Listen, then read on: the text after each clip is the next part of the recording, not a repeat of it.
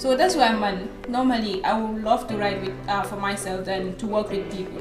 But then there is this girl. She's my friend, a sister, and I call her my girlfriend because we Are you feel thinking of writing any book, a poetry book like of your own?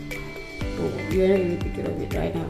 Or do you think it's too much for you? It will be like when I start working, I started having something of my own. Yeah. Assalamu alaikum, respected viewers and followers of Jungle Online TV. You're watching us from our main studios here at Sukuta Lambai, and I am your host, Haddy Jallow. It's your program, The Convo. With me in the studios, I have a talented young lady. I will allow her to introduce herself, then we get into the program proper. Assalamu alaikum. Hi everyone, I am Isatou Sillah, commonly known as Aisha the Rising Poetess. The Rising Poetess. Yeah. That's amazing. So meaning she is arising always. Yeah, Aisha, thank you for honoring my invitation. Welcome. Okay, the first question will be, when did you first realize your love for poetry? My love for poetry started growing since I was in my upper basic school. Yeah, because I always feel happy when I see young people that are advocating for others that you know that they don't have the voice to talk on their own. So I also said and said, why not I also try to be like so and so and so. So that time I have people whom you know that I look up to them. One of those poets are Champion Cham and the rest, many of them.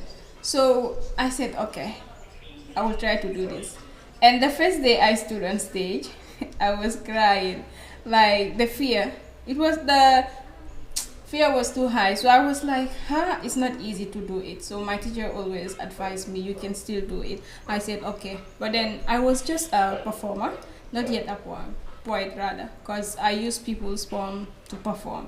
And as a poet, you should use your own pieces. You should write on your own in order for you to be a poet. Yeah. So that's how my journey to poetry started. As you rightfully mentioned, you look up to Champion Cham. Yeah. Though we have many poets in the Gambia. Sure. Why Champion Cham? Why Champion Cham? It's because he's a good poet. Like his poetry inspires me, and his poetry is about real life stories. Yeah. Okay, so meaning now you have started writing your own poems already. So how do you get your inspiration? My inspiration, I get it from a lot of things. Yeah, from my people, the surrounding area, the society, and a whole lot of things. And mostly when you listen to my pieces, you know that they are real. Some of them are my own stories. Yeah.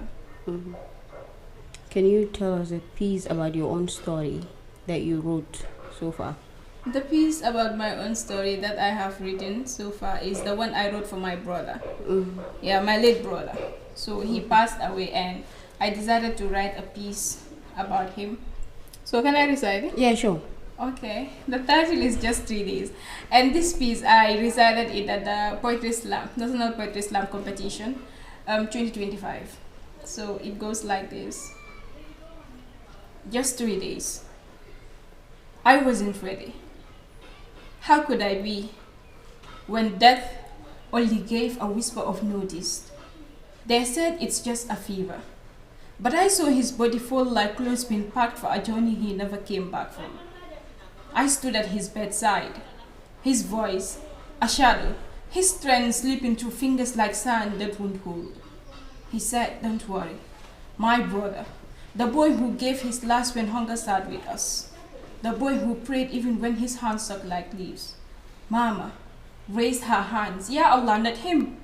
But the angel had already memorized his name. They wrapped him in white before I could wrap my goodbye around his breath. Just 3 days. 3 days from dreams to digging. Now silence lives where his laughter used to. You know the kind of pain that doesn't shout? It stays heavy in the bones. As the elders say, no one feels the fire but the one it burns. And this fire still smolders when someone says be strong.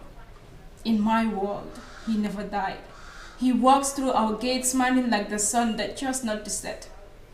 But in this world, an alternate reality, where silence was never a goodbye, and death never showed up after just 3 days. That's the end of the piece. That was really emotional. I pray Allah grant him Jannah. I mean, yeah. So, in the poem, I could get something like, death is something that it is we are not expecting. Like, though we all know we will die, but no one knows if it's today, tomorrow, or even right now as we are talking. Exactly. So, it's really emotional. I pray Allah grant him Jannah. So, when it comes to your writing, do you write daily, weekly, or monthly? I don't write daily, weekly, or monthly, man. Writing just come to me like that. Sometimes when I'm chatting with my colleagues or when I'm watching a movie, or something like that. So this inspiration come to me. I'll be like, okay, I think this thing is interesting, and then I have to write about it. Or if I have a title. So mostly I would write during the night, because during the day I'm always distracted. And for me, when I'm distracted, to continue the writing process is always difficult for me. Yeah. Okay, that's interesting. So, what themes do you normally use in your poems, in your writings? Like I said, the themes I use mostly is death. I always write on that, and women leadership. I do write about it. I do advocate for women.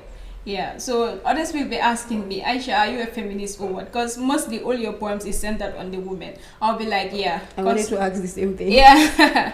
I'll be like, no, I'm not a feminist, but I'm trying to be one. Because I know most of the women are suffering in this generation. So some of them don't have the voice to speak on their own. So since I'm gifted with this talent, I'm trying to make sure everyone's voice is heard. To advocate for women. Really interesting. Women, you have someone fighting for you. So we need to voice out our sufferings. And whenever someone stand against us, I will stand firmly to support women. Because anywhere I go, like, I don't want us to be discriminated, isolated, or things like that. Yeah. During your writings, what was the first poem you wrote since you started your own writings? Because you mentioned you were using other poems. I was a performer before, not a poet. So, what was the first poem you write for yourself as a poetess? The first piece I wrote was Ali Mari.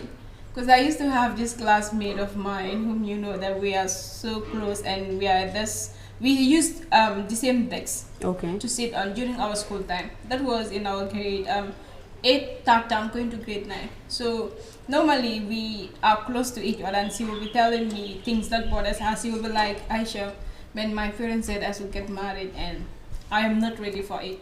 I said, okay, since you are not ready for it, why not you tell them you're not ready for it? And she will be like, you want them to kill me. I don't even have that hard to do, sure, because they are my parents, so it doesn't mean like I have to disobey them. I said, okay, so that inspiration came from her. I wrote a piece that is titled Ali Mari. But then the piece is more of free verse than spoken word. Because it does not have much poetry elements, because that time I do not have much knowledge about poetry. So this is clearly telling us, in as much as we are respecting our parents, and also they should make decisions for us, but at some point I feel they are pressuring us as women. Because I believe even our religion, Islam, says your parents have the right to guide you, but doesn't necessarily mean they have the right to force you into something you don't want. Because marriage is a lifetime process, and it's a lifetime commitment. It's not something you just enter one day and the next day you are out. If you take a look at it, at some point that is the cause of high rate of divorce, mostly in our communities, because you are getting married to someone you don't love, or someone you are forced to marry. Because I always say, for a woman to take that patient and be really calm in her matrimonial house, he has to love the man. Because when you love someone, what you can take for that person will far different from someone you don't love. So parents, you wanna help us now? Maybe no force us for marriage, we don't want, please. Okay, so what message do you really think readers are getting from your poems? I think my friends, I can say, and all other people that do listen to my piece get a lot of inspiration from my pieces, because they are always educative, and then I always send a message. Do you think poetry can bring social change? Yeah, of course, poetry can bring social change. How? Because even with the people that are following me, most of them have that inspiration. So at times, inspiration can make people to change, either from bad to good. But I'm not sure it will make anyone to change from good to bad. Yeah, because I have seen most of the people that they are changed. Even myself, before being into poetry, I do get the inspiration from other poets, like I mentioned. So that inspiration made me to change from not allowing myself to speak, then to allowing myself to speak. Yeah. Are there any projects you're working on right now as a poetess? Right now, I'm not working on any project. Why Yeah. not?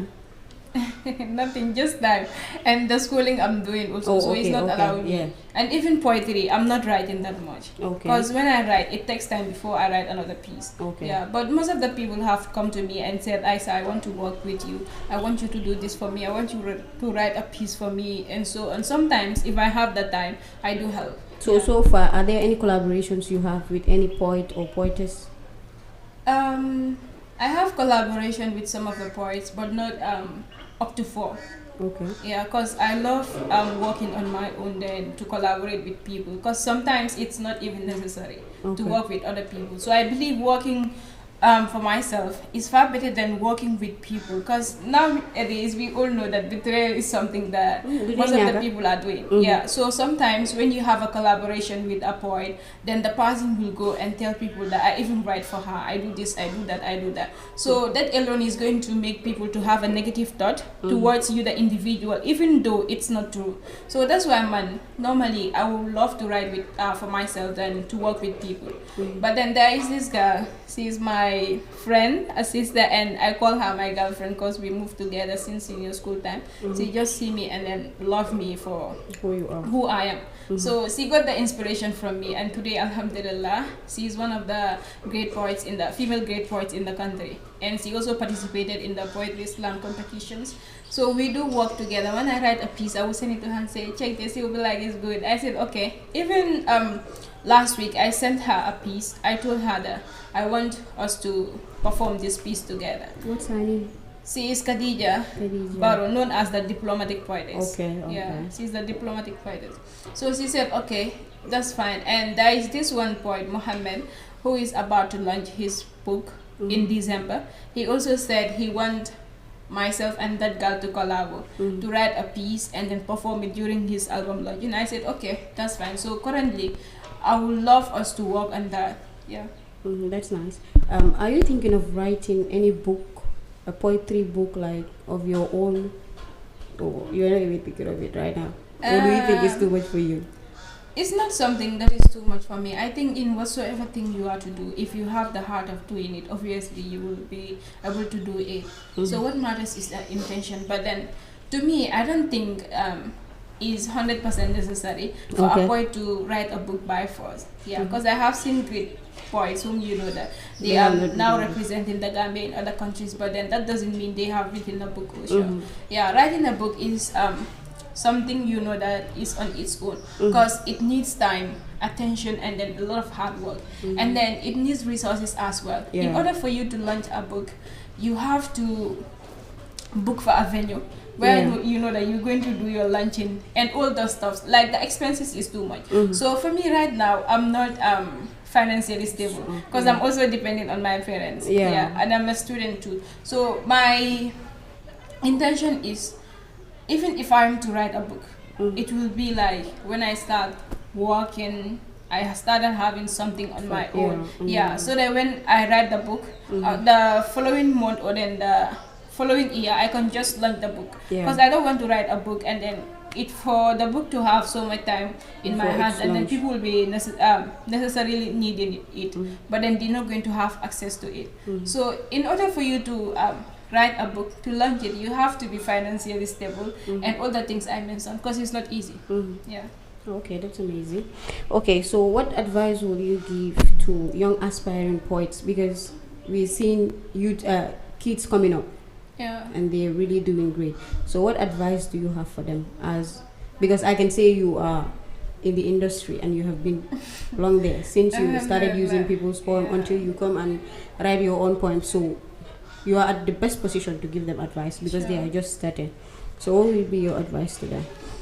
The advice I have for my brothers and sisters is that if you really want to be a poet or a spoken word poet, the first thing you need to consider is, am I capable enough to do this?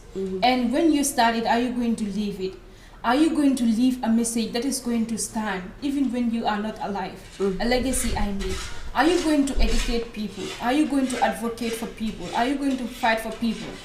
So all these things, when you sit and think of them, I believe you're going to have a brief knowledge of what you're going to do next. And when you are to start writing your poems, make sure you depend on your own. Do not depend on people, do not depend on AI, do not depend on anything. You can use social media or AI to make researches, but then that doesn't mean you have to fully depend on it. Like you text ChatGPT, can you write a piece for me about education, about so and so, then the app will send you the piece, you copy and paste it and call it your own. It's not necessarily yours. Yeah, so in order for you to be a poet, make sure you be your own, be on your own. I'm not saying you should not collaborate, but then know whom to collaborate with. Because most of the people, at first, when they see you rising, they will just be close to you so that they can know your plans, know your ins and outs, and from there they will just go to the others and then destroy your name. So that, which you know, that is affecting most of the people. Because myself, I have experienced so many things like this. I have been discriminated in all ways. Sometimes there are poets, you know, that when you send them your pieces for them to edit it for you or for them to go through it, they will not even do it. And now most of them, what they will do, they will just use your own piece that you have written, they will send it to AI for it to edit it. After editing it, they will send you that same different piece, but then same title. Yourself, you will be like, how comes my poem is completely changed? When you to do editing for so and so and so, make sure that the message the person is sending, let it be there. Do not change everything completely. Even if you have to change, just check few places you know that this is supposed to be this instead of this. But then to be depending on AI is also affecting most of the young people, because there are others, you know, they have written pieces, they send it to their mentors or so and so for them to edit it. So those people use AI to edit the pieces. Then after sending it to the individual, their mentee, when that person resided in public places, people will like, yo, this piece is from AI, and the person will wonder. Yeah, and then it's going to put a negative thought in the person's mind. The person will be like, how comes? Because then the piece I wrote is from my own knowledge. Do I make researches, but then I do not use any AI tool or something like that. So my advice is, in everything you are to do in life, be you, be real, and be authentic in whatsoever thing you do. And then do not depend on other people, like I always said. Yeah, this is the advice I have for you all. That's an amazing advice, and I hope they learn from it. Inshallah. So in whatever a person does in life, there are challenges you face. So what are some of the challenges you have faced so far? And most especially, our gender tend to suffer most. Because at some point, the Gambian setting, I'm not saying we are not treated equally, but at some point, ladies fell to hang up, being discriminated when you're in the music industry or poetry industry. At some point, sometimes you're really discriminated as a lady, because most of the people believe that women are just for kitchens and all that. So that concept is something that is really affecting. So what are the challenges you are facing so far as a lady being in the poetry industry? I have faced so many challenges. So one of those challenges is my family, because my mother believes poetry for me, it won't work. So you'll be like, in this generation we are in, it's not safe for you to be showing people what you can do, or for you to be presenting yourself on social media. And I'll be like, Mom, whatsoever thing is meant to be, it will obviously be. So no need for you to worry about that, because we are all human beings, and then destiny to anything it desires for you, it must happen. So the other thing is, as a woman, the challenges I face in the poetry industry is most of the people try to discriminate me or discourage me, and sometimes I even felt embarrassed. People will be like, you are a woman, you don't have to do this, you don't have to do that, and one day you're going to get married, going to have kids. And for me, normally what I would say to them is, I know I'm going to get married, and then one day I will have kids. But then the legacy I'm leaving behind will not make people to have negative thoughts about me. Because all the things I do in the poetry industry, I make sure that they are positive things. I do not try to do any negative thing. And even if I see someone doing it, I try to encourage the person, especially as with a woman. Because there are so many ways, that men can use to destroy our image, and then at the end it's even going to be difficult for you to represent yourself in your society or to go outside. And normally people will be like, you are a girl, you're going to attend poetry events, and you know very well that the Gambia is not safe, and normally when you coming back it's late. I have heard this word so many times, but then the thing is, I normally tell my people that Allah is great. So what is meant to be will obviously be. Because sometimes you attend a poetry event, you close maybe around 10, 11, or sometimes even 12. Because people have different times of scheduling their events. So when you close by 12, around the Senegambia route, to have transportation is even difficult. Even to have taxi is a problem. So you have to finance all that on your own. And before you reach your destination, you don't know what will happen. And for we the Sugutarians, our area, we haven't bad people. These ghetto boys, and normally they do attack people. Not long ago, we attended the poetry slam round 3. That was the quarterfinals, and I was lucky to be part of those going for the quarterfinals. So I went, I performed. We closed around 10. So we walked from Bakau to Latrikunda. We reached at Latrikunda. It was raining heavily. So I was having a wallpaper in my hand. My auntie sent me, so I was coming with the boys we came with. They went up to Latrikunda, so they told us that now you people can go, you are safe. So from Latrikunda to Sugota, I was just standing having the wallpaper, and then there are 2 iPhones in my bag. The one is my own, and then the other one is my friend's own. So those iPhones were stolen during that process. I was talking to the taxi man for him to discount the price for us, because he said 150, and I told him that where we are going to is not far, it's just Alexander Johnson, so you can make discount for me. He said no, and we agreed. On the whole, there is this man standing behind me. He is also telling the driver that I want taxi, but for me, my mind was not on him. So he opened the bag. He even used knife. Tear the bag, remove the 2 iPhones, went with it. So as we were on our way in the car, my friend asked me and said, I said, where is the phone? I told her, where is the phone? I'm not having the phone in my bag. So that's when we alert. We don't even reach to our destination. We alert, then we search the whole area. We could not find it. We have to go back to Latrikunda. We went up to there, we could not find the phone. So things like that are very discouraging in the art industry. And since from then, my people are telling me that you have to stop this thing you are doing, because just recently they stole your phone. No one knows when next they're going to take your life from you. And I was like, it's meant to happen, so that doesn't really mean I have to stop what I'm doing, because I know in one way or the other way around, I'm having reward from whatsoever word I'm saying, because I'm advocating for people, and then I'm making other people to be happy, for their voice to be heard. Yeah, so all those things are very discouraging. And especially as women, there are many thoughts that do come to us. People will be like, you are women, you don't have to do this, you don't have to do that. So normally I said, leadership is not only for men. It's for both men and then women. So there will be equality when it comes to leadership and whatsoever thing we are doing. So I'm always ready to take a step forward, and I will always advise the young ones to always be a leader, because when you become a leader, you learn a lot from your colleagues, and then that alone can make you to move to the next level. Yeah. Very excited. Like they're really doing bad to us. It's really that easy, honestly. Well, congrats on you said you qualified for the quarterfinal of Poetry Slam. Okay. I was dropped at the quarterfinal. So you were dropped? Yeah, at the quarterfinal. But yet still, congrats, because you started from somewhere to there. That alone is a big win, because most of the poets are scared to be on that stage. Okay. Yeah. So in order for one to be there, you have to really work hard. Since time is not on our side, I will allow you to say your final words to the viewers and what we are expecting from Aisha, the Rising Star Poetess. Then we go from there. Okay, thank you viewers for taking your time and then for listening to this morning show. I'm very grateful.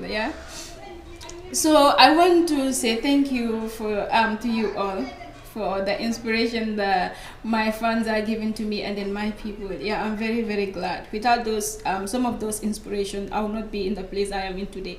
So I'll also say, I'm also trying my best to make people happy, and I know most of the people are expecting me to write a book. Because recently I posted an AI photo about myself, my picture. I said her word. So I told people that I'm coming to launch a book titled Her Word, and then everybody was like, oh wow, can't wait. So when are you going to launch? And I was like, it's just a joke, but then inshallah I will also try to at least write a book. Yeah, thank you. All right. Thank you for really honoring our invitation, and it was really a great pleasure having you here.